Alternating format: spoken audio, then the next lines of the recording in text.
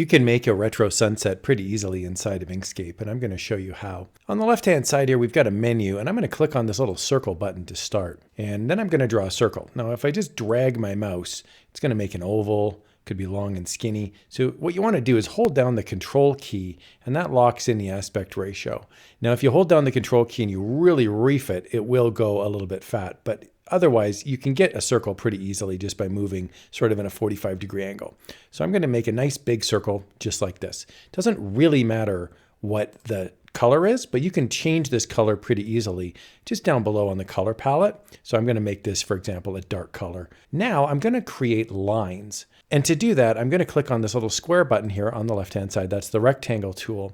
And now I'm going to draw a rectangle. Now I'll draw a nice skinny rectangle, and I'm going to change the color of it to something that's different than the circle color. So in this case, I'll make it red. I'm going to click the little arrow button to move this up. So I'll select it and I'll move it right up to here. It doesn't need to be that wide, but it should be wider than the circle. Then I'm going to go Control C, Control V. That's going to copy and paste another line. And I'm going to do this repeatedly a few more times so that I can get a design that looks like this. Basically a circle with a whole bunch of lines, chopping it up now into pieces. You don't need to have it be exact. You'll notice my lines are not completely aligned, and that's okay. You can, however, make these lines the exact distance apart from each other, the exact same distance, by going into View and Page Grid. And then you can zoom in and you can make up your mind about how many grid lines you'd like to have this be separated by. I don't need it to be that exact, so I'm going to remove the page grid here and we'll move on. Now I'm going to select everything, Control A, that selects all. And I want to go up to Path and Fracture. So what's going to happen now is every time a vector touches another item, it's going to break apart now and create its own individual item. So here we can see, for example, when I click on the left-hand line, you'll see it's completely separate.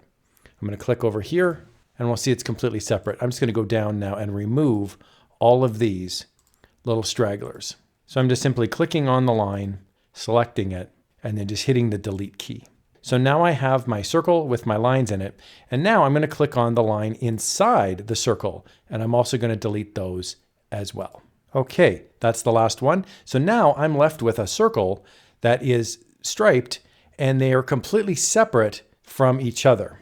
So now I can go into the circle and select any individual stripe and I can change it to whatever color I want. So I select the layer or the stripe and then I select the color. Select the panel, select the color. So you can go down to the bottom and quickly make a retro sunset, whatever color you would like. You could also make a disco ball. This doesn't just have to be for a retro sunset. And just like that, I've created a crazy drawing showing different stripes. I hope you found this quick walkthrough helpful. I love using Inkscape. It's completely free. Make sure to download your copy today and have some fun. Here's another way you can have some fun inside of Inkscape.